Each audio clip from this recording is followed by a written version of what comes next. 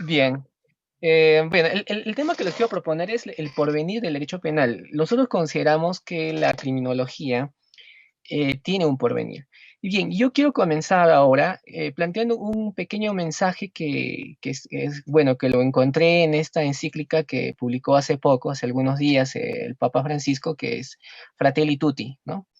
Y en el numeral 42 dice algo muy interesante, que es que hay una ilusión de la comunicación, ¿no? Y él dice, paradójicamente, mientras se desarrollan actitudes cerradas e intolerantes que nos clausuran ante los otros, se acortan o desaparecen las distancias hasta el punto de que deja de existir el derecho a la intimidad.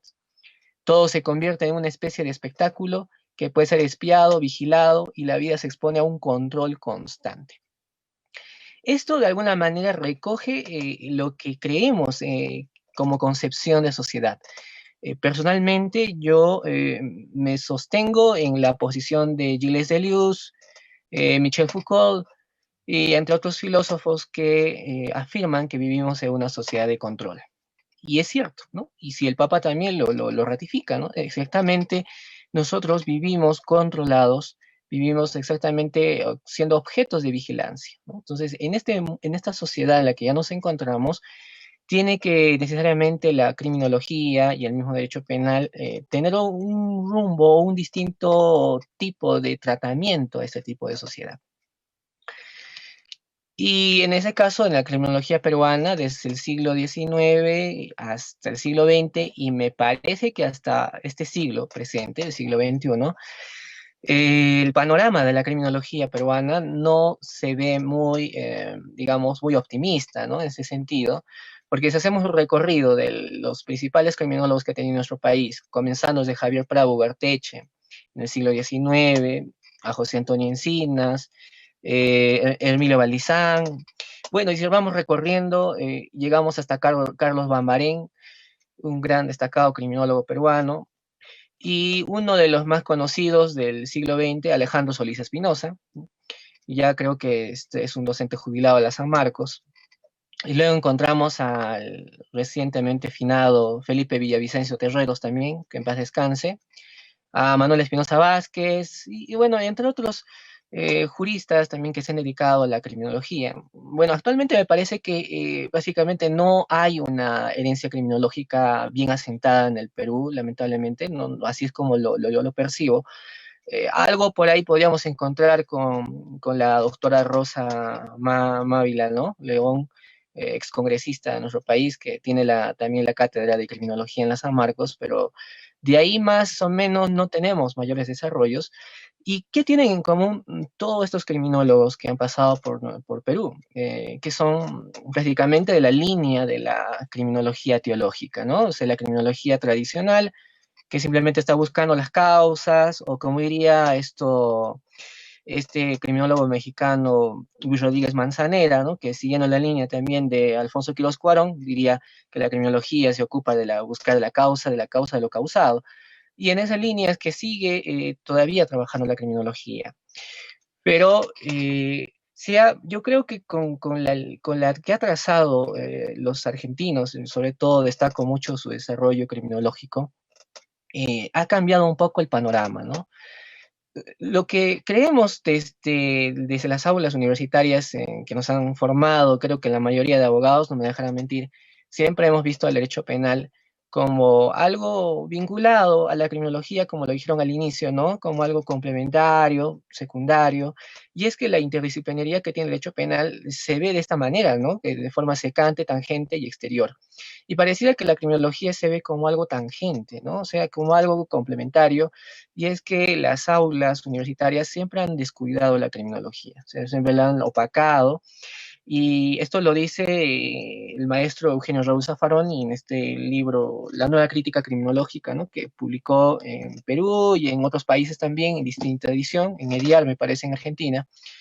Y ahí, por ejemplo, él expone que mucho tiempo ha estado el curso de criminología básicamente desplazado, olvidado en las aulas universitarias, ¿no? Porque siempre se ha visto de este modo, ¿no? La disciplinaridad más o menos tangente, en decir que es algo que roza, pero que no es tan sustancial, ¿no? Para el desarrollo del derecho penal. Pero lo que debo destacar de este egregio maestro penalista y criminólogo, ¿no? Y es que él traza una forma diferente de los saberes que complementan al derecho penal, ¿no? Él, por ejemplo, en su obra del Manual de Derecho Penal, que lo tengo por acá, ¿no? Y lo deben conocer, es muy famoso, también los invitados que han venido de Argentina lo deben reconocer, es muy famoso el libro de Manual de Derecho Penal. Él traza la división de los saberes secantes y tangentes y él ubica la criminología como un saber no jurídico, pero que es secante, ¿no? Que está dentro de eso. Esa era la concepción, digamos, dentro del marco del derecho penal.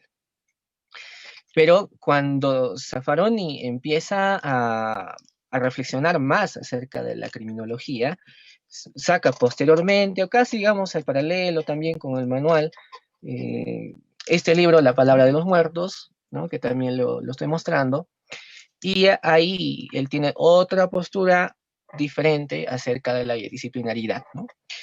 Él ubica a la criminología, si pueden ver en la diapositiva, en la parte del contorno del derecho penal, ¿no? Hace una diferenciación. ¿Por qué? Porque nosotros estamos acostumbrados a pensar que hay una relación secante entre la criminología y el derecho penal, ¿no? Como ven en las primeras circunferencias, hay dos puntos que se encuentran ahí, ¿no? Y se complementan. Pero cuando nosotros tomamos una postura desde la criminología cautelar que desarrolla el maestro Zaffaroni, observamos que la criminología es una circunferencia mayor al derecho penal. Entonces, ahí ya no podíamos hablar de que el derecho penal debe incluir a la criminología. No, por el contrario, la criminología incluye al derecho penal, lo absorbe en otras palabras, porque ese es un objeto de estudio. Esto lo toma desde la sociología jurídica. Obviamente para la sociología jurídica, los penalistas, derecho penal, son objetos de estudio, ¿no? Los sociólogos se preguntan, ¿y qué hacen estos, no? Hablando de penas, hablando de castigo, ¿no? Elucubrando cosas teóricas como orates, ¿no? En una tertulia. Y eso ha llamado quizás la atención a varios países de Europa, de Norteamérica, y encontramos la criminología hoy en día como una profesión, ¿no? Estoy enumerando algunas de las universidades que tienen la profesión de criminología, o sea, tienen la carrera, el grado, o hasta la especialidad de criminología. Entre ellas encontramos la Universidad de Oxford, Manchester, Ryerson University, Miami, Granada, Cataluña, Alicante, ¿no? Málaga, Nueva León, Complutense de Madrid, la Universidad Autónoma de Barcelona, la Universidad de Isabel I. Encontraríamos un sinfín de universidades, sobre todo en Europa y en Norteamérica, Canadá, que tienen la carrera de criminología. Incluso la denominación de sus facultades es Facultad de Derecho y Criminología. Y si examinamos el plan de estudios de esta carrera, incluye teoría del delito, derecho penal general 1, derecho penal general 2, derecho penal general 3, derecho penal especial, derecho procesal penal, derecho de ejecución penal, llevan psicología, psiquiatría, sociología, antropología, y todo lo que un penalista podría llegar a soñar que le puede caer muy bien estudiar todos esos temas vinculados al delito, ¿no? Entonces, creo que es un a promedio de 4 años a 3 años de estudio que se lleva para esta carrera. En otras palabras, encontramos todo un desarrollo académico dedicado al tratamiento de la delincuencia y el castigo, ¿no? Entonces, el problema del castigo que tienen nuestras sociedades. Alguien que se adelantó a estas ideas y que ya avisoraba este tipo de realidades que ya estamos viviendo aunque en otros continentes, aunque no en el nuestro, en Latinoamérica, es Luis Jiménez de Azúa, ¿no? Un egregio jurista español que al final terminó radicando en Argentina, y él en su tratado de 8 tomos, que es que quizá el que más ha escrito sobre penal general, ¿no? En 8 tomos, porque no hay otro que se compare a él, si no me equivoco. El resto solamente lograba escribir hasta 2 tomos nada más de penal general. Zaffaroni, algo de 5 tomos en los 80. Y encontramos a Jiménez de Azúa. Tengo un libro que resume sus 8 tomos, que es titulado La ley y el delito, ¿no? Lo tengo también aquí, lo voy a mostrar mejor. Es un libro muy famoso, creo, de Jiménez de Azúa, ¿no? La ley y el delito, y en esto resume, ¿no? Algunas palabras que me gustaría dar lectura también para que veamos lo que él pensaba, ¿no? Acerca de la criminología. habiendo escrito tanto sobre derecho penal, él dice en la página 73 del libro, dice, hemos augurado y lo venimos repitiendo con inquebrantable tenacidad que en un futuro más o menos lejano, la criminología imperará sobre el derecho penal, ¿no? Y en el tratado, obviamente, que lo explica con mayores razones y argumentos, y creo que él un poco se alinea con Dorado Montero, ¿no? Y uno diría, pero él trató de hacer una criminología radical. Sí, bueno, hoy en día no creo que sería radical, ¿no? Sería la criminología que necesitan nuestros tiempos. Esa sociedad de control ya demanda mejores tratamientos al problema del castigo, porque el derecho penal lamentablemente ya está esto agotándose en su trabajo, ¿no? Entonces ya no tiene muchas cosas que ofrecer. Les comento como una anécdota del maestro Zaffaroni en alguna ocasión cuando nos dictó una videoconferencia. Esto, él decía que ya no podía ya él vender ilusiones de derecho penal a su edad, ¿no? O sea, porque ya lo veía ya la cuestión dogmática como un tratamiento ilusionista, ¿no? Entonces, desde ese momento, yo diría desde básicamente el 97, el año 2000 en adelante, entonces todo lo trabaja desde un perfil criminológico el maestro Zaffaroni, ¿no? Entonces, él trabaja sobre la idea de que hay un poder punitivo que produce genocidio y que la manera como podríamos reducir o limitar este poder punitivo es a través de la dogmática penal, ¿no? O sea, la criminología de todas maneras no va a desaparecer la dogmática, ¿no? Tampoco es que va a cambiarle de nombre al código penal llamándole código criminológico, no. Lo trata, lo estudia, hace una filosofía del derecho penal para que se corrija, para que sus desviaciones entre el ser y el deber ser sean equilibradas, ¿no? Entonces, como él afirma en este libro de Palabras Muertos, dice, si el derecho penal no tuviera la criminología, sería como un mono con navajas, dice, ¿no? Que empezaría a atacar por cualquier lado. Entonces, él de alguna manera nos ayuda a entender lo que vivimos. Y cuando escuchaba a Hansel, que, bueno, hizo una brillante explicación acerca de la música, la relación que tiene con los criminales, delincuentes, me hacía pensar mucho, ¿no? Lo que decía el maestro Zaffaroni acerca de los estereotipos. Y estos fenómenos, los estereotipos, pues ya lo trabajaban antes esto Alessandro Barata, ¿no? Y bueno, el doctor Marcos Ríos, bueno, sé que él nos puede explicar mejor estos asuntos, yo sé que él también ha entendido en estos temas, pero ese asunto de los estereotipos, la selectividad del poder punitivo sigue presente en nuestro tipo, ¿no? Porque siempre vamos a asociar a las personas por su forma de ser, por su forma de hablar, por sus gustos, vamos a escribirle una determinada consecuencia, ¿no? O propia de la criminología determinista, ¿no? La que ya nosotros podíamos predecir la comisión de delitos y es lo que sucedía en este caso con la Edad Media y con la Inquisición, ¿no? Y uno de los libros que se suele siempre usar como un ejemplo de cómo el poder punitivo ha empezado a usar esto de los estereotipos es el Malleus Maleficarum, que también les muestro. El Malleus Maleficarum es un texto, diríamos, criminológico de los demonólogos, en este caso de Heinrich Kramer, Jacobus Sprenger, que empiezan a hacer todo un estudio acerca de las brujas. Y entonces empiezan a hacer también construcciones de estereotipos, ¿no? ¿Cómo es una bruja? ¿Qué cree una bruja? ¿Qué hace la bruja? ¿Qué relaciones, vínculos tiene con Satán, ¿no? Que sería el enemigo, el derecho penal, el enemigo, el primer derecho penal enemigo que se empieza a construir, y se empieza a hacer toda una explicación del cómo juzgar una bruja, cómo investigar una bruja, y que hizo una herencia, ¿no? Porque estableció un programa prácticamente del razonamiento legitimante del poder punitivo. Y alguien que le contradijo a estos demonólogos, ¿no? Fue el padre de la criminología crítica, que es Frederick Spee, también lo muestra en su libro, que es Cautio Criminalis, ¿no? Casi al tiempo que se escribió el Malleus Maleficarum, ¿no? Pasado los años, este jesuita empieza a contradecir a los dominicos, ¿no? Y ese jesuita dice, ¿no? Yo no voy a discutir si existen o no existen las brujas, pero sí voy a decirles que no he conocido ninguna hasta el momento, porque yo he confesado brujas y al momento de examinarlas no he encontrado a la bruja, que tanto se dice que eran, ¿no? Lo que he encontrado son mujeres asustadas, mujeres torturadas, mujeres manipuladas, mujeres que han tenido que de todas maneras verse obligadas a confesar algo que no son, ¿no? Entonces, este criminólogo digamos, el padre de esta criminología crítica, se empieza a hacer una reflexión acerca del control social de ese tiempo, ¿no? Entonces, eso es lo que en realidad nos debería ayudar a entender los problemas actuales. Entonces, la sociedad de control en la que nos encontramos necesita de una criminología que ya prácticamente tome el timón del asunto, ¿no? Entonces, ahora actualmente creo que el timón lo tiene, pues lamentablemente, ya los penalistas que viven en un romanticismo jurídico, pensando que con la dogmática y con un trabajo de oficina se va a solucionar los problemas. Cuando en realidad hemos escuchado ayer muy bien las palabras de los invitados que tuvieron en este congreso, ¿no?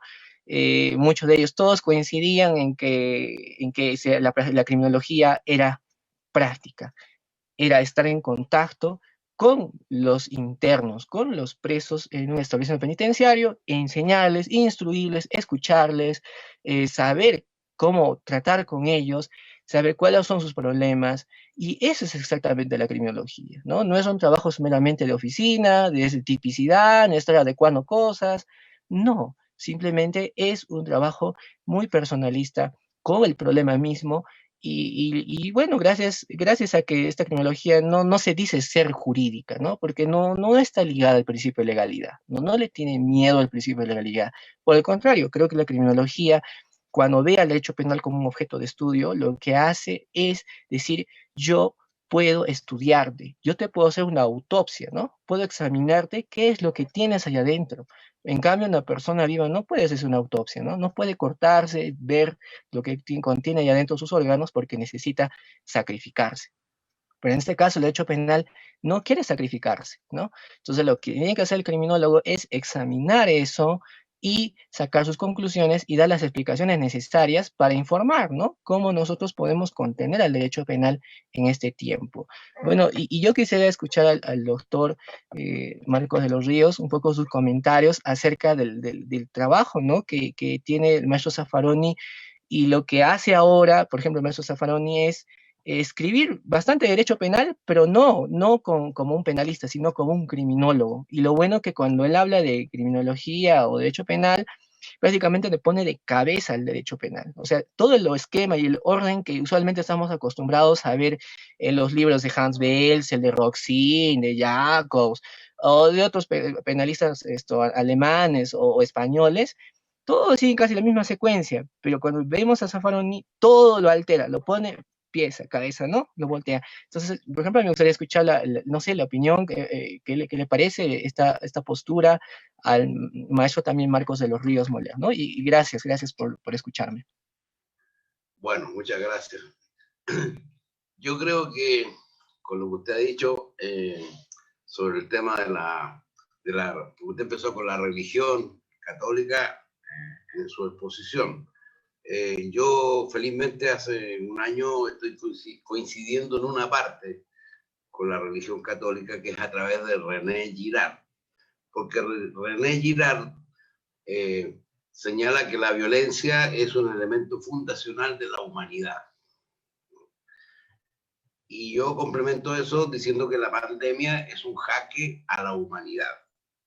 Entonces, eso me llevó a elaborar una concepción nueva, un concepto nuevo de criminología que no tiene nada que ver con lo tradicional del tetraobjeto y nada de esas cosas, sino que yo sostengo que la criminología es la filosofía de la violencia que debe considerar la etnometodología.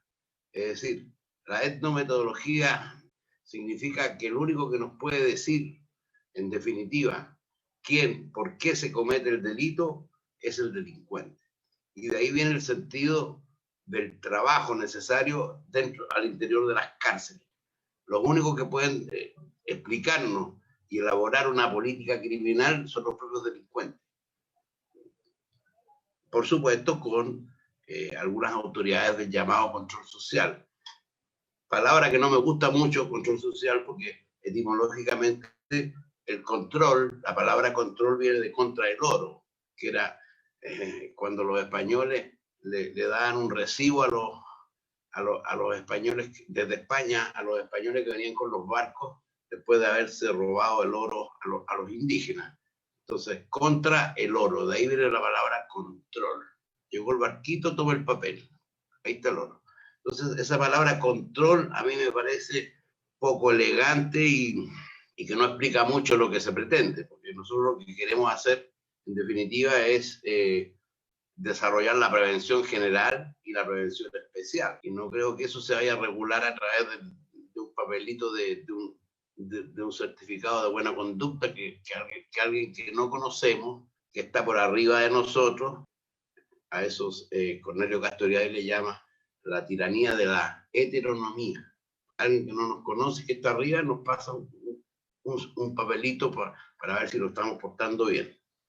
Eso por una parte. Por otra, usted hablaba de los estereotipos. Yo recordé un poco lo de Zaffaroni respecto a las brujas, qué sé yo. Yo creo que en los estereotipos yo siempre recurro a Alexander Stark, que decía que la posibilidad de ser objeto de una condena y ser objeto de un control social y respecto de la selectividad respecto de una persona que pueda ser considerada imputada y luego condenada, esa posibilidad depende de la presencia del imputado. Si el imputado tiene buena presencia y tiene buenas relaciones de poder, no tiene ningún problema. Si nadie en el poder lo conoce, lo más probable es que se quede preso. Yo creo que lo central ahora respecto de la posibilidad de un acuerdo con el derecho penal significa entender que el derecho penal ya no puede seguir transmitiendo los viejos paradigmas de la sociedad disciplinaria, en que el amigo Kant nos decía que éramos sujetos de un imperativo categórico, ¿no? El deber ser. La gente no es que deba hacer, la gente ahora hace lo que puede hacer nada más. Nadie está obligado a hacer lo que le manda el Código Penal, porque la gente está confundida. En este momento ya no vivimos una sociedad disciplinaria, la que denunciaba Foucault. Yo creo que me acerco más a Bauman con la sociedad líquida en un gran aspecto. A mí me gusta mucho, por otra parte, que el doctor Espinosa haya mencionado a Luis Jiménez de Azúa, porque fue Luis Jiménez de Azúa el que trabajaba con von List, y von List fue el primero, creo yo, dentro de la famosa dogmática penal, que rompe con la dogmática penal porque separa el derecho penal de la criminología y de la política criminal. Y dice, hace un siglo, a finales del siglo XIX, ya von List decía que el derecho penal se había convertido en una especie de técnica de la imputación, ¿no? Es decir, si usted ve los abogados de ahora son expertos en los cálculos de las audiencias, en copiar escrito, pegarlo, en hablar calcular las prescripciones, qué sé yo, la técnica, como dicen, ¿no? Entonces, yo pienso que la criminología debe apuntar en este tiempo a hacer la distinción entre el deber ser y el ser, porque la criminología es la filosofía de la violencia, la filosofía de la violencia. Creo que a eso se reduce. ¿Cómo analizamos el tema fundacional de la violencia y tomamos en cuenta el ser como parte de lo que el psicoanálisis le llama el nudo al ser humano? Lacan habla de que el ser humano tiene un nudo compuesto por 3 elementos. Lo simbólico, donde está la norma jurídica, el derecho penal y todas estas cosas, los códigos, las leyes especiales, las órdenes. Pero por otro lado está lo real. Y lo real se reduce a 2 elementos, como dice Freud, al sexo y a la muerte. El tema de la construcción de la realidad es eso mismo, solamente una construcción social. Y dentro de esa construcción social está el derecho penal. Nosotros tenemos que volver necesariamente al ser, porque el ser tiene un problema original, que ningún ser humano en este planeta eligió venir a vivir aquí. El ser humano fue arrojado acá, como dice Heidegger. Y cuando el ser humano es arrojado acá, en esa caída, queda parado y no sabe qué hacer. Como no sabe qué hacer, tiene posibilidades. Por lo tanto, el ser humano es un sujeto lleno de posibilidades. Y eso es lo que estamos haciendo nosotros. Nos dan la posibilidad, dentro de un sistema de ciencias penales, de optar por un deber ser kantiano, imperativo categórico, o por una ciencia o conjunto de saberes más reflexivos. Y ahí entramos con la criminología. Esa suma entre el deber ser, el derecho penal, más la posición de la criminología, que parte de lo fáctico, esa suma es la que nos permitiría colaborar para la elaboración de políticas criminales más acordes con lo que está sucediendo y poder garantizar una prevención general a través de la música, puede ser, como decía Hansel, o una prevención especial también a través de la música, ¿por qué no? Yo no creo que los presos que están ahí encerrados entre cuatro paredes por año vayan a salir mejores personas por ese castigo y van a colaborar con la sociedad. Yo no creo eso. Pero si se les pone un poquito de música, de reflexión filosófica, de estudio, etcétera, podemos garantizar eso. Eso es lo que puedo aportar. Muchas gracias. Brillante, muy brillante la intervención de Michael y la complementación de Marco de los Ríos, ¿no? Al hablar de esta sanción punitiva es un tema muy interesante. Yo hace, bueno, semanas he estado viendo con Carmen Islao, nuestra realidad penitenciaria, un beso de donde estés, sobre el tema penitenciario, ¿no? Y faltan diversos factores. ¿Por qué? Porque se ve mucho la lógica punitivista, ¿no? El Estado y este mismo no ven un principio, ¿no? Llamado el principio de normalidad.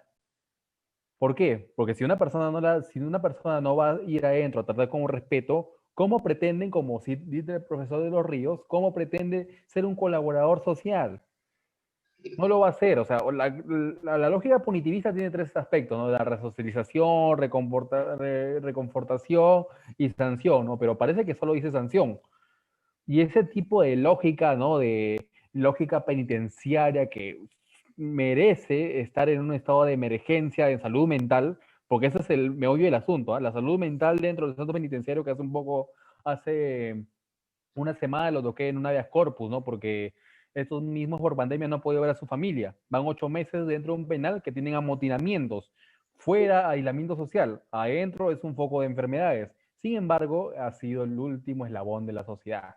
Y estos mismos, ¿qué cosa vienen respetando el principio de normalidad? Al hablar en Latinoamérica, te preguntan, ¿qué es el principio de normalidad en la lógica penitenciaria? Nadie te va a responder. Nadie te va a responder porque no funciona acá. Funciona en Checoslovaquia y en Noruega. Solo funcionan ahí donde los reos tienen determinadas condiciones y una buena intervención, ¿no? Porque el hecho que te pongan 25, 35 cadena perpetua no significa que va a cambiar el asunto. El igual que hablaban de delitos sexuales, ¿no? Que te van a castigar con castrarte. Te castran bien, pero no se depende del órgano viril como para hacer daño. Tiene las manos, tienen objetos. Y esa es la importancia de ver la lógica, lo punitivo y lo principal a través de su principio. Tenemos el enorme honor, gusto, incluso por recomendación del doctor Marco de los Ríos, vamos a presentar a Mauricio Menares, ¿no? Mauricio Menares es nuestro amigo del país hermano de Chile. Él es estudiante de Derecho de la Universidad de Valparaíso. es un alumno muy distinguido, ¿no? Y discípulo del maestro Marco de los Ríos, ¿no? Es uno de los mejores estudiantes de Valparaíso, y él nos habla de un tema interesantísimo, ¿no? Hemos dado, Marco de los Ríos y mi persona dimos un performance, ¿no? De lo que es la ejecución penal y estas garantías de cautela, ¿no? Y qué fines puede tener a nivel pragmático, pero él va a desarrollar esta cautela de garantías e interpretación de la ejecución penal, ¿no? Él es Mauricio. Bueno, adelante Mauricio, te paso el host para que puedas compartir tu material. Adelante. Gracias. No estuvo bien el arbitraje. Ahí te aparece, sí. Súper. ¿Se ve bien? Sí, perfecto, se ve perfecto. Ya, súper. Creo que ahí, ya. Bueno, parto por presentarme. De nuevo, mi nombre es Mauricio Menares Hernández y soy estudiante de Derecho en la Universidad de Valparaíso. Esta ponencia se titula Cautela de garantías y ejecución penal, perspectiva de judicialización amplia. Es decir, si tuviéramos que encerrarla, encapsularla en una temática determinada, esta ponencia versa principalmente sobre temáticas del derecho de la ejecución penal. A modo de sumario, tuve que acortar un poco esta presentación en función de los tiempos y los horarios, pero principalmente son tres temas los que se tratarán. En primer lugar, el porqué de la necesidad y premura de tratar esto de la cautela de garantía y la ejecución penal. En segundo lugar, en qué consiste esta institución de la cautela de garantía, porque cuando hablamos de cautela de garantía nos referimos a una institución jurídica particular existente en Chile, su contenido y alcance formales. Y en tercer lugar, esta interpretación extensiva de la figura de la cautela de garantías. Vale. En primer lugar, creo que todos y todas somos latinos, así que quería partir por los agradecimientos. Esta ponencia versado sobre este tema, se me ocurrió hacerlo gracias a una persona privada de libertad, ahí Oscar, que está privado de libertad en la Unidad Especial de Alta Seguridad, UEAS, sección máxima seguridad.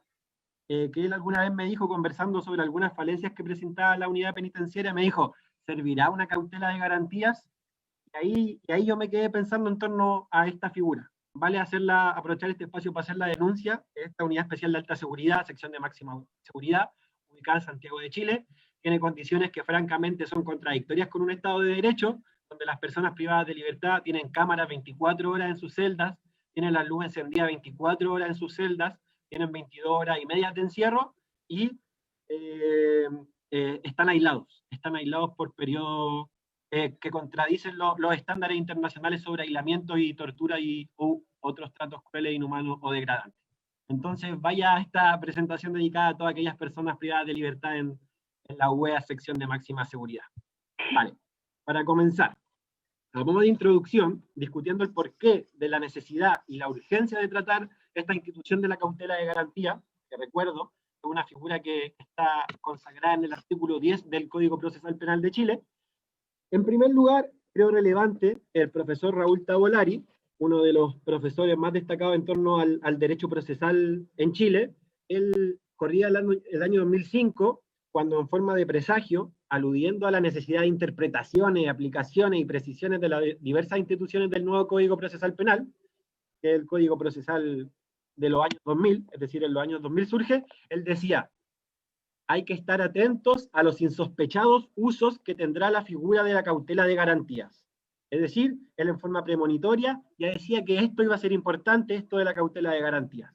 En segundo término, creo relevante hacer referencia al tratamiento dogmático de la institución de la cautela de garantías, que se puede apreciar en múltiples obras dedicadas al proceso penal chileno, pero el tratamiento, yo diría, es bastante pobre, con escasas páginas, y en ningún momento dedicado al ámbito penitenciario. Es decir, los autores chilenos que han considerado la institución de la cautela de garantías la han desarrollado referida al proceso penal previo a la ejecución de la sentencia condenatoria.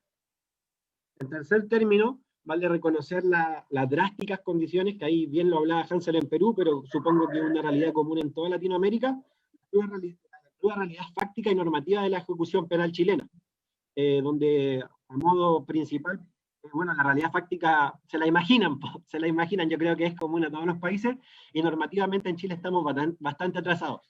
En Chile no existe una ley de ejecución penitenciaria, no existe un procedimiento procedimiento específico del ámbito de ejecución, ni mucho menos existe un juez de ejecución, por lo que todos los asuntos son tratados ante los juzgados comunes de garantía. Y por último, agregábamos una reflexión del profesor Juan Bustos, quien se refería a lo inútil y perjudicial de las penas privativas de libertad. Básicamente, él ahí resume la idea a modo de tesis, recogiendo esto que viene, bueno, ya desde los años 70, con estas críticas a las teorías resocializadoras de la pena, a la inutilidad, a la cero práctica, cero conveniencia para un Estado que se denomina democrático, de derechos de las penas privativas de libertad. Entonces, esos son los 4 elementos, a nuestro parecer, hacen relevante tratar esta figura. En segundo término, cautela de garantías, contenido y alcance formales, para las personas que no son de Chile, aquí les comparto el artículo, que es el artículo 10 del Código Procesal Penal, cautela de garantías. Y básicamente dice algo así como, es un poco largo, son 3 párrafos, pero dice que en cualquier etapa del procedimiento en que el juez de garantía estime que el imputado no está en condiciones de ejercer sus derechos referidos a garantías judiciales consagradas en la Constitución, ley o tratados internacionales, él puede adoptar de oficio o a petición de parte las medidas necesarias para permitir dicho ejercicio. Y si estas medidas que él dicte no fueran suficientes, podrá incluso ordenar la suspensión del procedimiento. Entonces, en primer lugar, respecto a los principales contenidos y ubicación formal en el CPP, contarles que la institución de la cautela de garantía se encuentra regulada en el libro primero, título primero, referente a los principios básicos, específicamente el artículo 10, y allí se disponen los que yo les comentaba. En segundo lugar, respecto a su origen histórico, vale decir que la Comisión de Constitución, Legislación, Justicia y Reglamento del Senado, cuando elabora esta institución en la discusión del nuevo Código Procesal chileno, lo entendió en función de aquellas personas que de forma posterior a la investigación, es decir, a los hechos investigados, vean debilitadas sus aptitudes con una intensidad difícil de ubicar dentro del concepto normativo de enajenado mental, pero de las cuales no existan dudas de que no pueden acogerse en plenitud a la garantía del racional y justo procedimiento. Esta institución en su inicio fue incluso ocupada por Augusto Pinochet, como bien se recordará. Su defensa impetró la cautela de garantía en función de que ahí él simuló cierta deficiencia en su psiquis. Pero ahora bien, pese a que la Comisión de Constitución, al elaborar esta norma, tuvo ese marco teleológico, este ha sido totalmente superado. En la práctica, en virtud de una interpretación sistemática y armónica de las disposiciones legales, considerando 3 importantes normas, esta interpretación estrictamente a esta situación durante el proceso de las personas que no alcanzan el estándar de racional y justo procedimiento, pero tampoco son enajenados mentales, se ha superado. Esto en función de la interpretación sistemática de 3 artículos. El primero es el artículo 7 del Código Procesal Penal, que otorga la calidad de imputado desde la primera actuación del procedimiento dirigido en contra del imputado hasta la completa ejecución de la sentencia. Es decir, primera conclusión, la calidad de imputado, según el ordenamiento jurídico chileno, se posee durante la totalidad del proceso de ejecución penal, no durante solo el procedimiento penal, sino que cuando estamos cumpliendo la sentencia también se es imputado de acuerdo al ordenamiento jurídico chileno. En segundo término, vale recoger el artículo 466, también del Código Procesal Penal, que referente a los intervinientes durante la ejecución penal, señala la exclusividad de intervención ante el juez de garantía para el Ministerio Público, el imputado, su defensor y el delegado de penas sustitutivas. Es decir, otorga al imputado legitimidad activa para concurrir ante el juzgado de garantía en fase de ejecución penal. Y por último, el tercer artículo que es necesario realizar a modo de interpretación sistemática es el artículo 14, letra F del Código Orgánico de Tribunales, el cual dispone que corresponde a los jueces de garantía hacer ejecutar las condenas criminales y medidas de seguridad y resolver los reclamos y solicitudes de la ejecución penal. Ahí va. En virtud de estos 3 artículos, nosotros hacemos una síntesis y decimos, la cautela de garantías, en verdad, es aplicable a las personas privadas de libertad condenadas, ya que aquellas se encuentran contenidas en la definición de imputado. Los imputados son competentes para intervenir ante el juez de garantía competente durante la ejecución penal, y además los jueces de garantía tienen competencia material en la ejecución de las penas. Por último, respecto al alcance formal de este artículo 10, cautela de garantía, es claro que del artículo 10 que yo les mostraba, es claro que al señalar su aplicación respecto a las afectaciones de garantías judiciales consagradas, en la Constitución Política de la República, las leyes o tratados internacionales ratificados y vigentes, se refiere exclusivamente a las garantías judiciales, es decir, a las garantías o a los derechos relativos al debido proceso. Así, no resulta difícil, es súper fácil, los defensores penitenciarios públicos como privados la impetran ante vulneraciones al debido proceso de sus garantías judiciales, como, por ejemplo, en una sanción de las establecidas en el reglamento de establecimientos penitenciarios, en un traslado, al ser necesario y pertinente discutir sobre la afectación de garantías judiciales en dichos procedimientos. Pero, vale aquí hacerse la pregunta, y que por eso resulta importante esta ponencia, ¿qué sucederá en el caso de aquellas garantías y derechos fundamentales no pertenecientes al ámbito de las garantías judiciales, es decir, no pertenecientes al ámbito procesal, al ámbito del debido proceso? ¿Se podrá recurrir de cautela de garantías?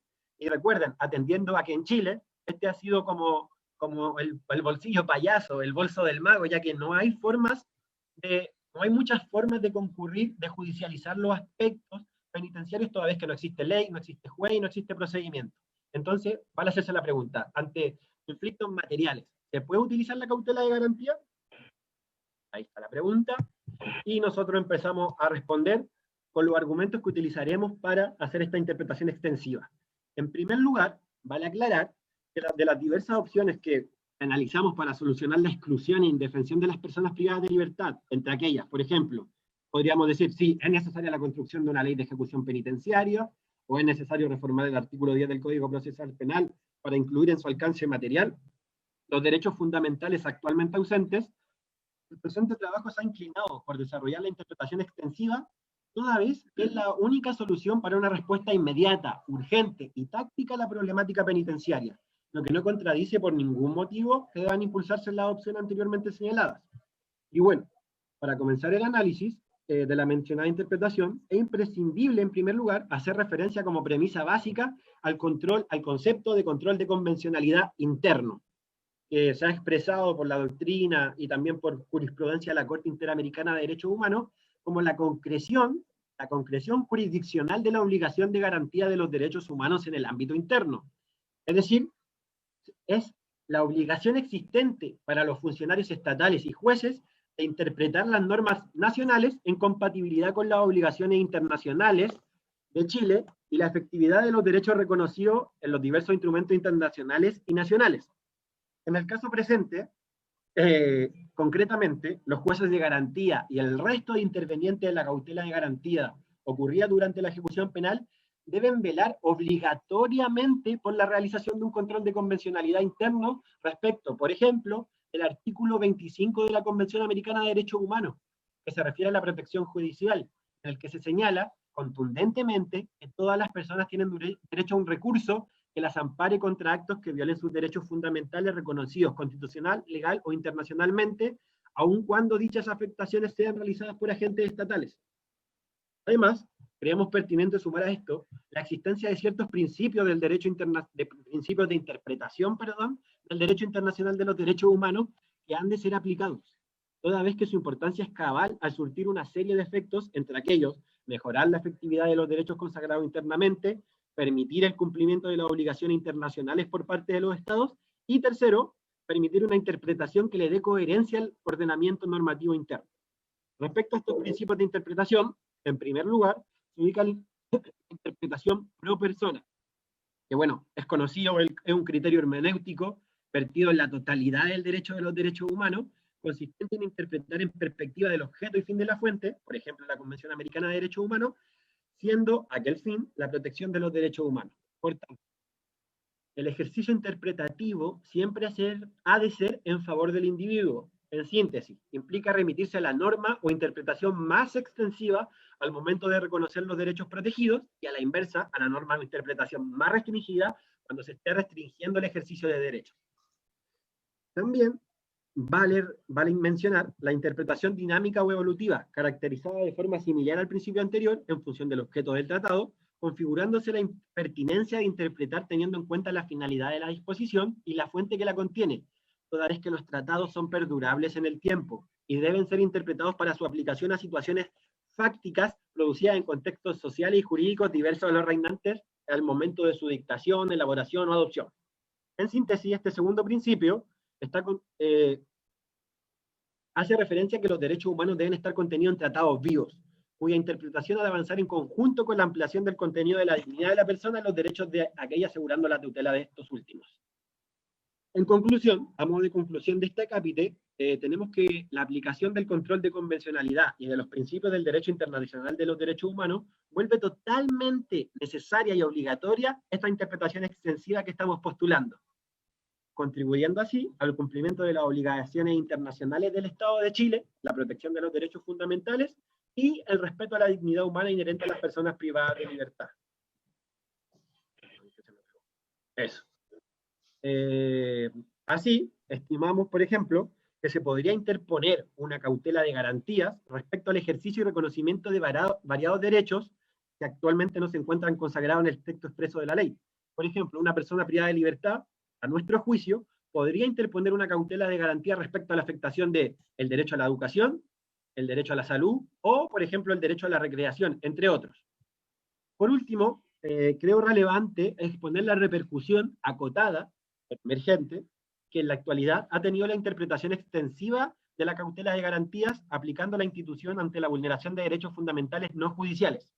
En primer lugar, respecto a la jurisprudencia, es pertinente compartir, a modo de ejemplar, un proceso que es desarrollado ante el 14º Juzgado de Garantía de Santiago, en el cual se recurrió a la cautela de garantías para proteger el derecho a la vida y la integridad física de un imputado privado de libertad ante la falta de atención médica por parte de Gendarmería de Chile, al no atender las molestias físicas inusuales del interno.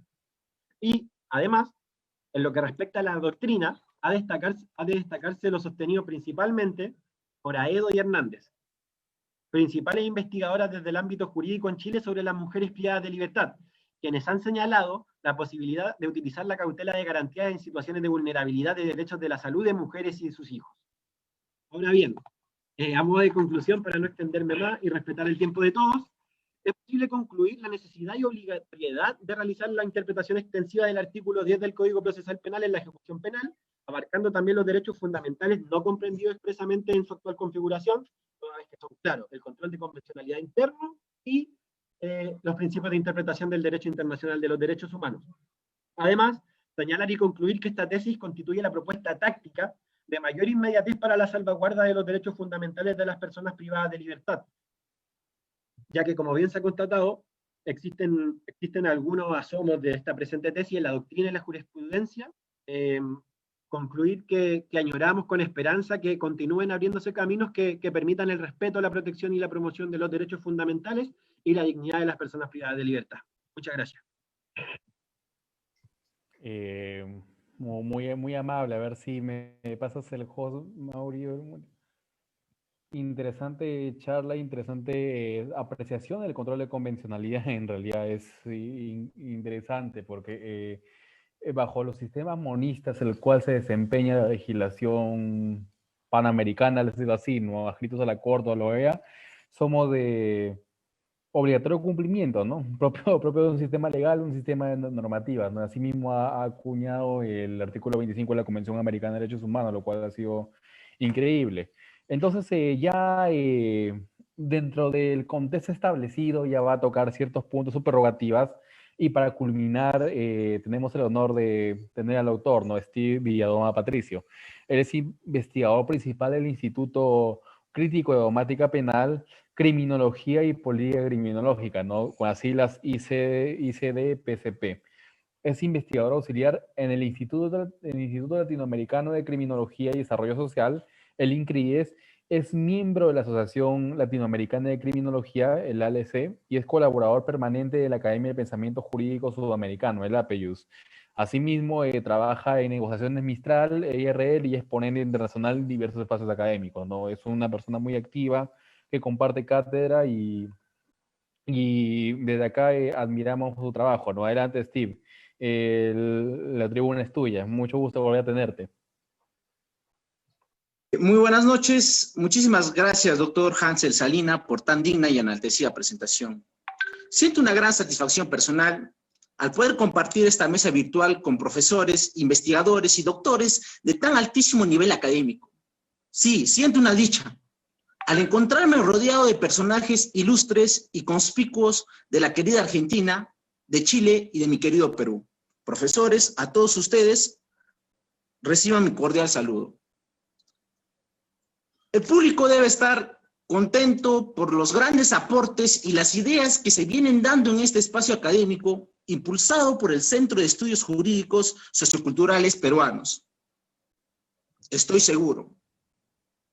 Sin hacer más extensiva esta presentación, voy a comenzar con mi participación, dando a modo de complemento que en la criminología peruana,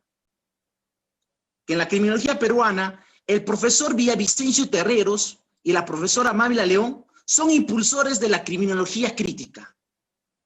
Y el legado que se ha dejado en la criminología crítica lo podemos ver en el Instituto Latinoamericano de Criminología y Desarrollo Social.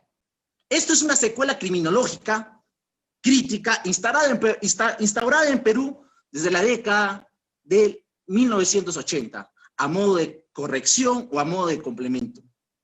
Asimismo, encontramos en nuestro querido Perú tesis respecto a criminología crítica, tesis respecto hacia una culpabilidad para poder contener el punto punitivo, tesis respecto a criminología mediática. Entonces, no podemos decir que no existen impulsores en el Perú respecto a la criminología crítica.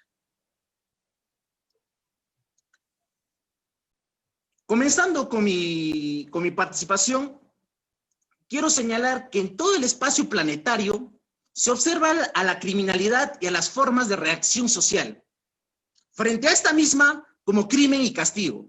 Claro, esto es una amarga realidad que cualquiera puede experimentar en cualquier parte del mundo, ya estés en África, ya estés en Europa, ya estés en América, ya sea como autor del delito, o bien como víctima, o algunas veces como mero receptador o espectador. Algunos dicen que sería ideal que los conflictos siempre puedan resolverse mediante un discurso, mediante pactos o convenciones, a través de los cuales sus protagonistas acordaran una solución pacífica de los mismos. Pero lastimosamente, esto no es así. Esto es una utopía difícil de lograr. En nuestra sociedad, la solución del conflicto casi siempre o siempre se lleva a cabo a través de la represión, a través del sacrificio de los intereses de unas partes, a través del sacrificio de uno o de otros grupos, o en beneficio de otros. Si lo que hacemos es admitir una solución represiva que se impone y es impuesto a la mayoría de los conflictos sociales, nos encontramos ante una decadencia punitiva. Cuestiones que voy a soslayar en este espacio académico. Señores, de todos los saberes empíricos, prácticos, ya decía un profesor, de todos los saberes del campo, o de estudios de campo, que suministran datos para elaborar decisiones y teorías jurídicas, el más complejo y confuso es el que tiene que ver con la criminalidad, con sus causas y sus efectos. Las formas de control social. Pues este saber empírico, por excelencia, es la famosa criminología. Sí, la criminología es aquel saber que debe suministrar y englobar todo ese saber que he mencionado: criminalidad, causas, efectos, reacción social, reacción jurídica, formas de control social. Puede decirse de manera resumida, sin explayarme mucho, que el objeto de la criminología, en este caso, de la criminología crítica, en primer lugar, es el estudio empírico de la criminalidad. Llámese en el derecho penal delitos, tal como esta viene a ser definida en las normas penales de cada país europeo, de cada país africano, de cada país de Oceanía o en cada país americano. Y en segundo lugar, su objetivo clavaría tallar a lo que viene a estar relacionado con lo que mencioné: el delito, la víctima, la reacción social, la reacción jurídica, la criminalidad, el control penal. Si queremos llamarlo cuestión criminal, sistema penal. Respecto a esto, el profesor argentino Zaffaroni, en su libro muy citado de la cuestión criminal, señala que en cualquier lugar de la superficie del planeta se habla sobre esta cuestión, se habla sobre la cuestión criminal. Esto es como hablar de fútbol, todos opinan los goles, todos opinan los aciertos, otros solo escuchan y una parte de casi todos creen tener la solución.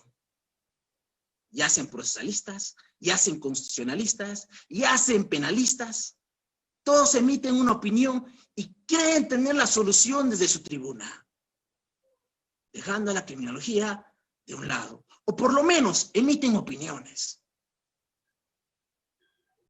Pero dentro de la criminología, para seguir aterrizando, vemos un locus o un problema de locus en la manera en cómo enunciarlo. Si bien es cierto, yo comencé a hablar sobre la criminología crítica, pero ¿dónde queda la criminología general? ¿Dónde queda la criminología específica o la criminología positivista? Se usa la criminología crítica, se usa el término de la criminología moderna, se usa el término de la nueva criminología, o en su defecto, se suele usar el nombre de la sociojurídico penal. El maestro Roberto Vergali, ya afinado, decían que son criminólogos los que han estudiado criminología, pues en este punto hace una parangonación y prefería llamarse estudioso del sistema penal.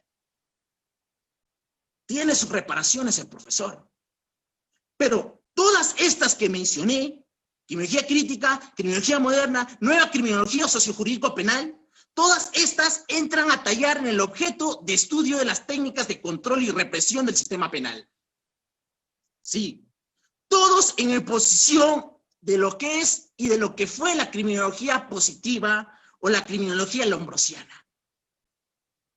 Aunque es válido decir que la criminología general apunta hacia diversos sujetos y objetos de estudio, lo cual hace contextualizar como una ciencia en general, pues las criminologías especializadas que derivan en la criminología general están compuestas por el cuerpo de conocimientos cultivados en alguna área específica de la criminalidad, buscando de esta forma, ¿sí?, la creación de estudios, la creación de monografías y datos estadísticos que se incluyen dentro del quehacer criminológico de un área especializada.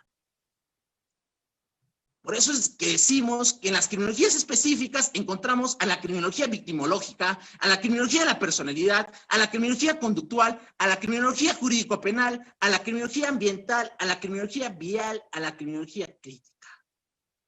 Sí, en esta exposición mi persona solo se enfocará en el saber criminológico de la criminología crítica, dentro de la órbita de la cuestión criminal, en donde se reúne un conjunto de posturas críticas frente al sistema penal. Sí, ¿por qué? Porque a fin de mostrar una mayor riqueza en el campo epistemológico, dado que la criminología crítica ha destruido y viene destruyendo la concepción positivista, la concepción normativista, la concepción técnico-jurídica del derecho penal. La criminología crítica critica los fines de la pena. La criminología crítica critica la legitimación del poder punitivo. Sí, la criminología crítica, en vez de utilizar muchas veces la expresión de sistema penal, utiliza muchas veces la expresión de cuestión criminal. Claro, ambas son aceptables. Pero ¿por qué sucede esto? Porque la cuestión criminal nos arroja al conflicto, porque la cuestión criminal nos arroja al control, porque la cuestión criminal nos arroja a la jerarquización, porque la cuestión criminal nos arroja a la criminalización, a la paradoja, a la indigencia, a la anomia, etc. A las realidades, en todo caso, que aterrizan toda América Latina, a las semejanzas que comparte toda América Latina. Sí, y dentro de estos problemas que yacen en la cuestión criminal, encontramos los discursos legitimantes del poder punitivo. Encontramos el poder, las técnicas de control, el disciplinamiento, como decía Foucault. Encontramos genocidio por goteo, como diría Zaffaroni, la afectación de los derechos humanos, la creación de la realidad, los discursos parangónicos y únicos, el programa totalitario punitivo, el Estado mínimo como máximo opresor, el rol del sistema penal en el tardo colonialismo, el punitivismo económico, el criminal compliance y la selectividad, los bienes jurídicos macrolesionados, el etnocidio a la Pachamama, el poder punitivo sin delito. la selectividad estructural y estigmatizante hacia los barrios precarios, la pobreza y la fabricación del enemigo mediante la estigmatización, como diría Erving Goffman, la criminología mediática y la violencia de los medios de comunicación, los chivos expiatorios y los estereotipos, como mencioné, la superpoblación y la sobrepoblación carcelaria, etcétera, etcétera, etcétera. Todo esto se engloba dentro de la cuestión criminal.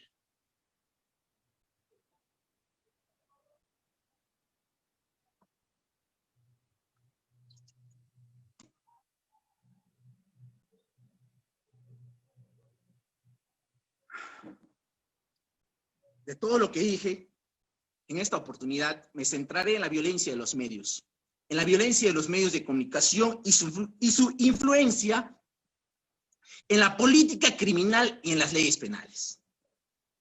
Señores, actualmente nuestra sociedad presenta una influencia mediática, todos lo saben, que avanza y se engrandece de manera agigantada, la cual viene repercutiendo y criticando los discursos de la academia, los discursos de la criminología como ciencia.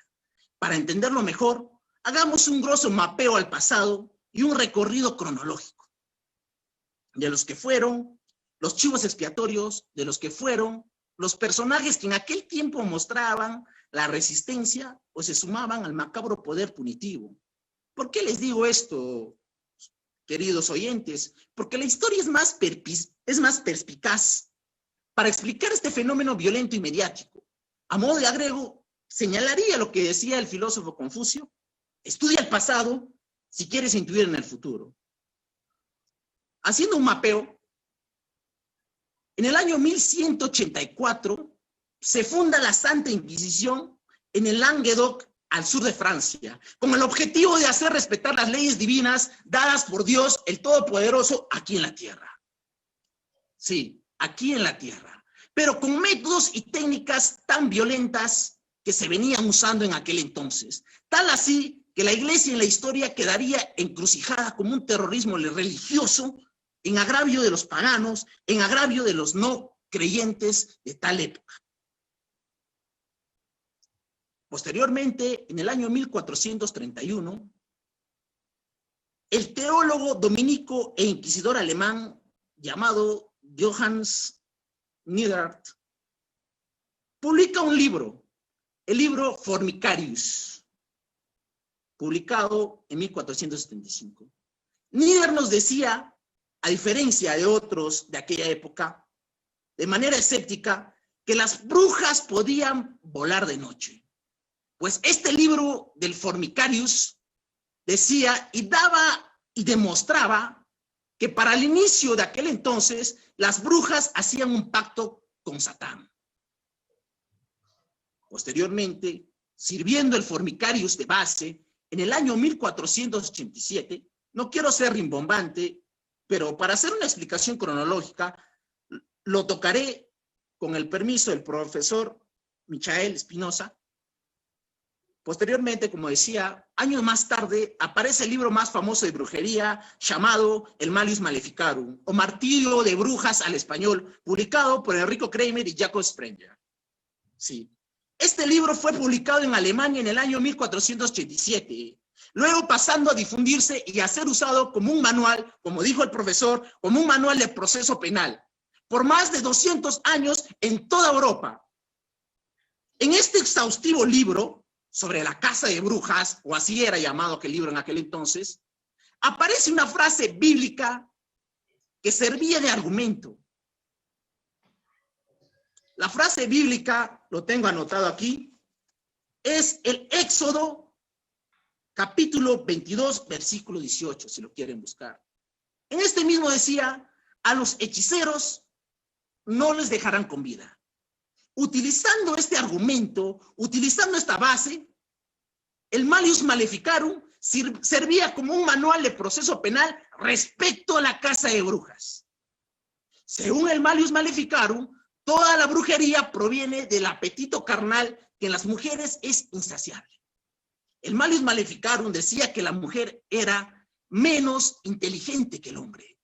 Sí, este libro, además de eso, teorizaba el poder de Satán y los muchachos, lo cual eran muy estudiados por lo que mencionó el profesor Michael, por los demonólogos, los cuales, según el maestro Zaffaroni, los consideran los primeros criminólogos de la etiología del mal. Sí, los demonólogos era una orden fundada por Santo Domingo y conocidos en aquel entonces como los perros del Señor. Haciendo un hincapié, los demonólogos creían que se encontraban en una gran emergencia de la misoginia, porque en aquella época las brujas eran las personas que manipulaban mediante sus encantos a los hombres y estos mismos les hacían cometer muchas veces delitos. Entonces decimos que en esa época, me corrijo, el chivo expiatorio es una persona que carga el mal o las culpas de toda sociedad. La Biblia lo dice. El chivo expiatorio fueron los hechiceros y las brujas. En 1516, posteriormente, se publica un libro de Tomás Moro, el libro de Utopía. El libro de Utopía hablaba sobre los orígenes de los ladrones, vinculándolos o dando el primer rasgo sociológico de criminología crítica a situaciones económicas y sociales, ya que al no tener cómo subsistir, se dedicaban a robar o al vagamundeo de aquel entonces. Pues Tomás Moro fue uno de los primeros en cuestionar la pena de muerte, que posteriormente Beccaria en su Tratado de los Delitos y las Penas la aceptaría para los ladrones. Tomás Moro critica la pena de muerte para los ladrones. Posteriormente, en el año 1629, como mencionó el profesor Michael, aparece el poeta barroco y teólogo alemán llamado Friedrich Spee. Muchos lo consideran el primer criminólogo de la criminología crítica. El maestro Zaffaroni, con quien tuve la oportunidad de hacer un gran viaje, explica y habla mucho de Spee. Y en especial el libro que mencionó el doctor Michael, del libro de la cautio criminalis, o la cautela criminal. Muchos dicen que Spee se adelantó a Beccaria, porque las exigencias que Spee hace respecto al proceso penal no son diferentes a lo que exige Beccaria. Spee desarrolla dentro de la criminología crítica un estudio basado en la reacción social, basado en la reacción de la sociedad frente al crimen. En este caso, a los crímenes que cometían las brujas y los hechiceros.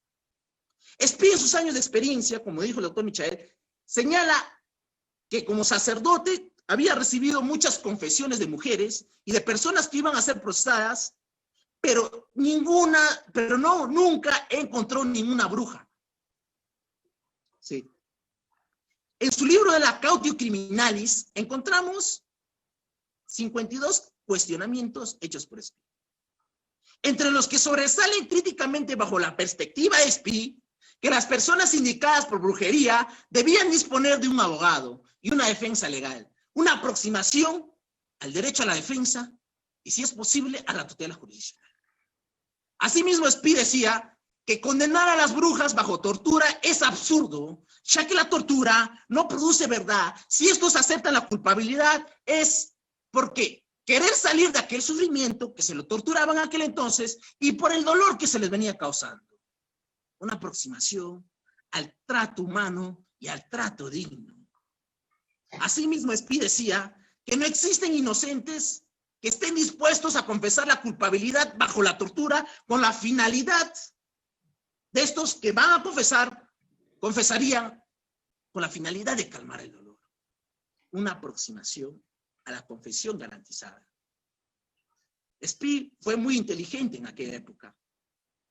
Por eso dicen que Spee se adelantó en algunas cosas o dijo algunas cosas que posteriormente diría César Beccaria.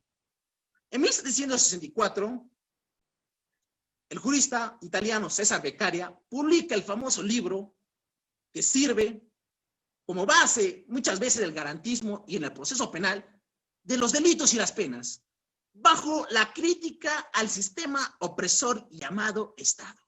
En este libro examina e impulsa una reforma a la legislación penal, principalmente al proceso penal, Este decía que no es justo tratar con crueldad a los acusados mientras no se pruebe su culpabilidad. Una aproximación a la presunción de inocencia.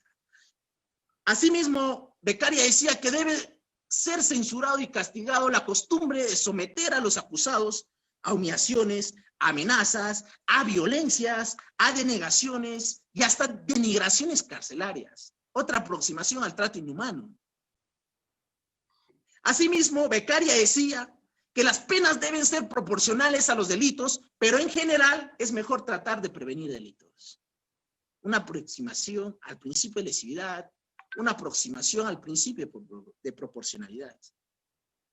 Así como hubo acotaciones de Beccaria, buenas acotaciones de Beccaria, en el capítulo 16 de su libro, parangonaba y decía que acepta este mismo la pena de muerte.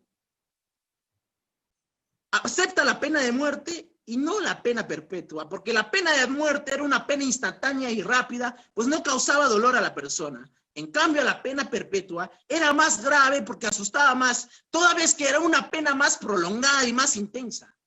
He aquí una aproximación a la pena como medida cualitativa de tiempo, a la pena como venganza en el tiempo.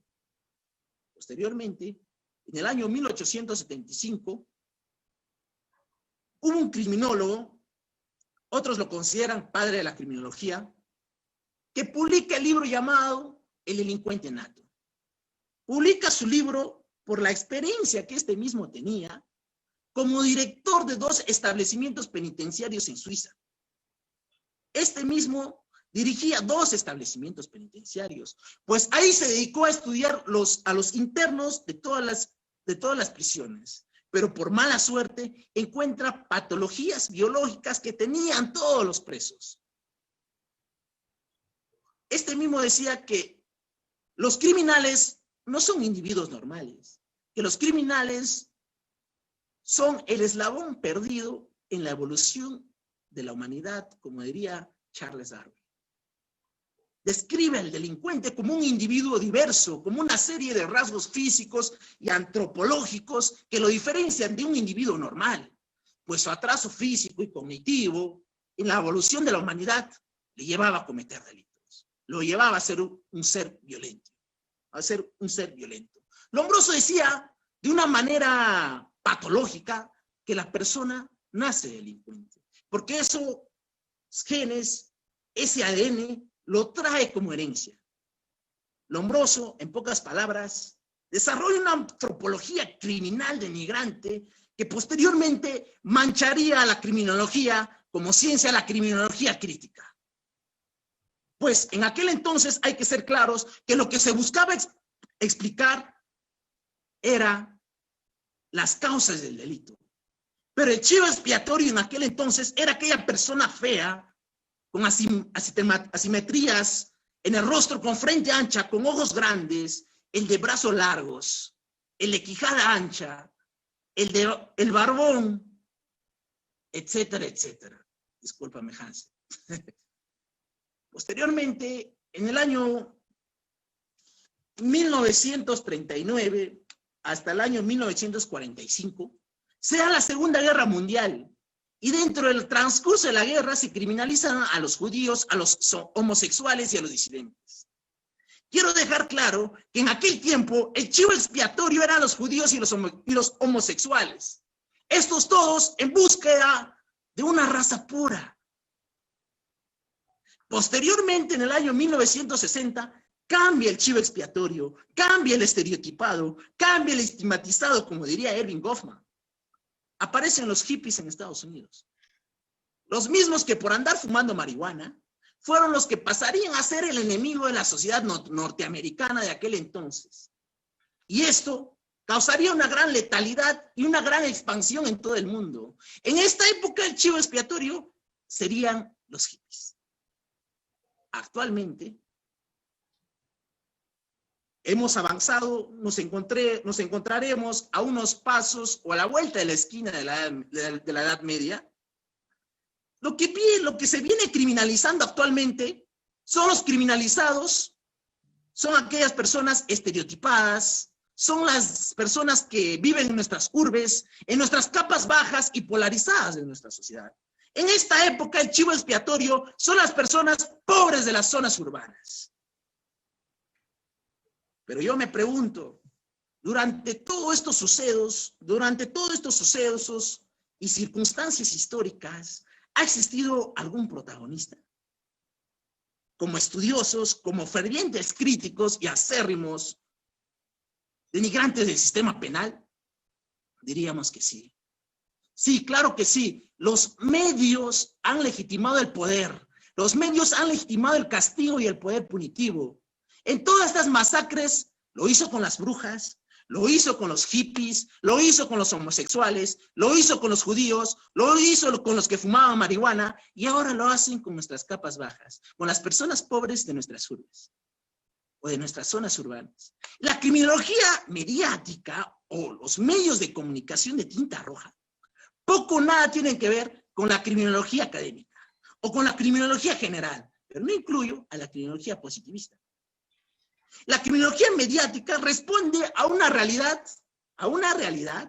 a través de la información. Te dicen una pizca de verdad. A la vez te meten una subinformación, una mitad de verdad, y a la vez te desinforman. De esta forma crean una convergencia entre prejuicios y creencias de aquellas personas que viven dentro de nuestra sociedad. Pues sí, la criminología mediática crea una realidad distorsionada en un mundo bipolar. Nos dicen que existe un mundo de personas decentes frente a una masa de criminales identificados bajo estigmas, bajo estereotipos que pasan a configurar los ellos, los aislados y separados de la sociedad, por ser un conjunto de malos, por ser un conjunto de seres diferentes. En el caso peruano, dentro de Latinoamérica, en nuestra misma querida Lima, se encuentra el Muro de la Vergüenza.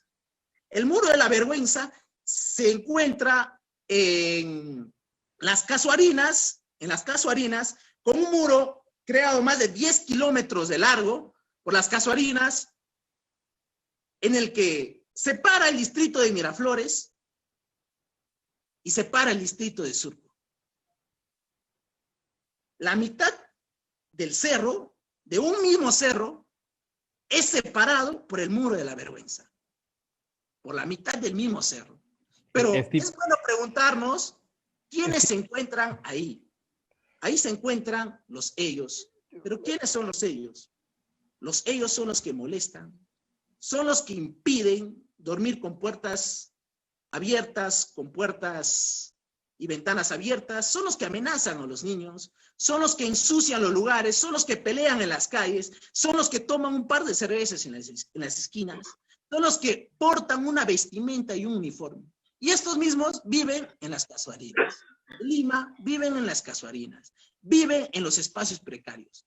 Por ende, son los que tienen que estar separados, como en el caso peruano, para dejarnos vivir tranquilo, para vivir sin miedos y así poder resolver nuestros problemas. Yo me pregunto, ¿cómo se construyen los ellos o los distantes para los medios? Los ellos se construyen bajo semejanzas, bajo estereotipos y estigmatizaciones que luego pasan a ser catalogados como seres violentos, para que posteriormente sean difundidos por los medios de comunicación. Los ellos muchas veces no son compuestos por supuestos delincuentes. Muchas veces los ellos no han cometido ningún delito ni lo van a cometer. Muchos dicen, los medios de comunicación nos dicen, los ellos merecen piedad. Los medios de comunicación, principalmente la televisión, postula que los ellos o los aislados o apartados de la sociedad de nuestras zonas precarias no merecen piedad, ya que los ellos son los que matan, a pesar de que en su inmensa mayoría todavía no han matado a nadie. Los medios de comunicación dicen que los ellos o los aislados no les hacen ningún daño. El Estado no se les hace ningún daño, ya que todo con ellos es generosidad, buen trato y un inútil gasto que son pagados con sus impuestos de aquellas personas decentes. Por ello, instigan el aniquilamiento de los ellos. Pero ¿quiénes son los ellos? Los ellos son aquel adolescente que anda con gorrita, con ropa deportiva, o el que acostumbra a tomarse un par de cervezas en la calle. ese mismo adolescente mañana puede ser el mismo que roba un niño a la salida de un colegio, a un adolescente a la salida de la universidad, y por ende hay que separarlo. Y si es posible, eliminarlo, bajo la percepción del derecho penal del enemigo, bajo la percepción del derecho penal de autor, aunque todavía no han cometido un delito. Señores, yo les invito a estar atentos, y esto siempre queda claro, que los políticos en sus campañas, al igual que el resto de la gente que no conoce otra forma de responder ante estas indigencias, que es el control penal, piden políticas de mano dura, piden políticas baratas que muchas veces están llenando nuestros hacinamientos penitenciarios. Tal y como lo diría Berger Luckmann en su libro La construcción social de la realidad, los medios construyen una realidad distinta de cómo debe ser percibida en lo que respecta al tema de la delincuencia. Van proponiendo y difundiendo de cómo debe ser afrontada, pero sin ningún diagnóstico o sin ninguna pastilla para poder aliviar el mal de todo lo que viene causando este mal cancerígeno llamado estereotipo criminal marcado. Zaffaroni es perspicaz cuando critica a las urbes. Sumo a esto lo que dice Foucault en su libro El orden del discurso, señalando que en toda sociedad el discurso está seleccionado y redistribuido, para lo cual es necesario la construcción de este discurso con rituales en la criminalización primaria y con consecuencias en la criminalización secundaria, legitimando el poder político. Claro, los medios de comunicación seleccionan noticias cuidadosamente referente a delitos de personas estereotipadas y estigmatizadas, los cargan con perversidad y violencia gratuita y lo transmiten de 3 a 4 veces por día, y si es posible, duran 3 o 5 días por semana.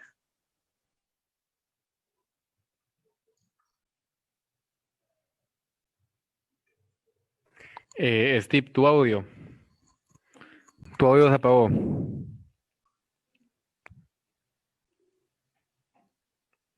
Todo se apagó y a ver, bueno, responde el chat. Disculpe, entonces. Un rato. Te quedamos sin voz.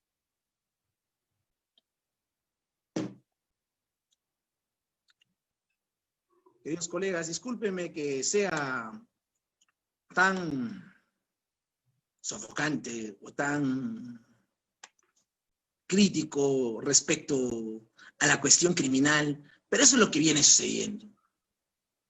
Todos sabemos que la imagen no habla, que el que habla es un intérprete con un lenguaje empobrecido que proclama penas, castigos y encierro, pues esto se reduce en imágenes, las cuales muchas veces en noticias de televisión son cortadas como episodios de una película. Se pone lo que se quiere ver y lo que el público quiere ver o de lo que el rating puede elevar. Te doy lo que vengo, te doy lo que quieres, pero no te informo de manera veraz. Sí, los medios de comunicación nos dicen que han aumentado los homicidios, nos dicen que han aumentado las violaciones, nos dicen que han aumentado los robos, los hurtos, entre otros delitos caseros, pero lo único que saben es reproducir las últimas noticias o las noticias del día donde se ve aquellos delitos. Está muy claro que los que cometen delitos y los que mañana son encarcelados en nuestras prisiones latinoamericanas, que incluye Argentina, Perú y Chile, son los que pertenecen a nuestras capas bajas, a nuestras favelas, a nuestros ranchos, a nuestros guetos en Norteamérica,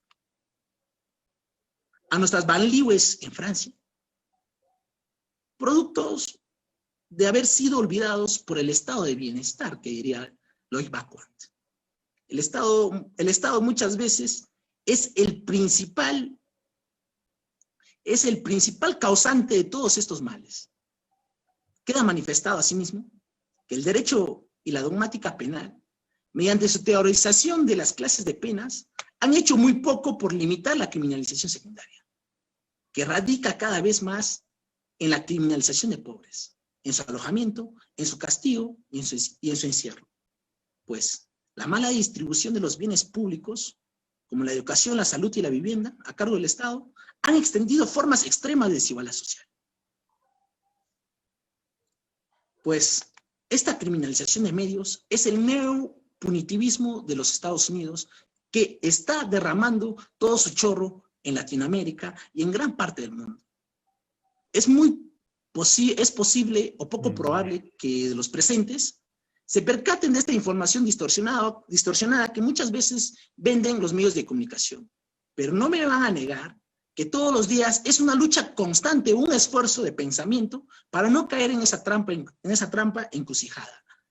Sí, público oyente, todos los días nos tratan de construir una realidad distinta a la que nos proporcionan. Los medios de comunicación aprovechan el estado de la víctima, aprovechan su dolor y en base a ello exigen una respuesta inmediata. Políticas de mano dura que posteriormente traerá como consecuencia una política criminal desviado a lo mediático, con un contenido de populismo punitivo, con un contenido de derecho penal simbólico, con un contenido de sumatoria de elevación de penas, con un contenido muy atroz que nos está generando a largo plazo un genocidio por goteo. Por otro lado, es cierto que la criminología académica se equivocó en su momento como cualquier ciencia, pero esta misma ha aprendido de sus errores. Queda claro que los medios de comunicación bajo la criminología mediática buscan expandir la venganza, buscan expandir el terror, buscan expandir el miedo. Todo esto nos está conduciendo a unas masacres. Las consecuencias de toda esta mediatización es un gran hacinamiento carcelario. Si lo quieren llamar, una gran superpoblación o una gran sobrepoblación carcelaria. Un gran aumento de presos y un menos egreso de presos y una gran creación de cárceles. Pues la criminología mediática y los medios de comunicación, no todos, por cierto, trata de ocultar y actuar con pudor y venganza. Trata de generar una disuasión señalándonos que mientras tengamos más delitos estará bien, mientras tengamos más castigo estará bien, mientras tengamos más pena estará bien. Si los dejamos morir en la cárcel apartándonos de nuestra sociedad estará bien. A las finales, esta respondería a un homicidio teológico. No harían daño a nadie, es más, servirían de abono para el medio ambiente. A modo de reflexión y a modo de conclusión, la criminología crítica debe realizar una deconstrucción cuando realiza una política criminológica, yo lo digo, porque de arriba una política criminológica se basa en una criminología, y una política criminal se va a basar en un estudio previo más de todo que el derecho penal. Si lo queremos poner en 3 círculos, como lo dibujaron algunos ponentes, le pusiera yo criminología, le pusiera yo política criminológica, y último le pusiera derecho penal. Y una política criminológica tiene que basarse en 3 aspectos. Una política criminológica preventiva, una política criminológica que sancione o prevenga el curso lesivo y una política criminológica reparadora. ¿De qué hacemos posteriormente con el estado de la víctima o con el estado del delincuente?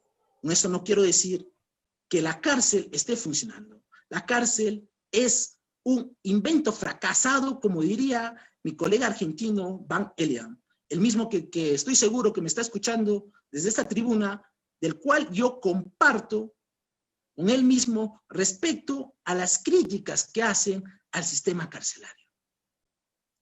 Dentro de la criminología crítica, tenemos que hacer una construcción, queridos espectadores. Cuando se trata de proteger y se protegen los intereses de la comunidad, no debemos olvidarnos de aquellos intereses de las personas y de los grupos más desfavorecidos.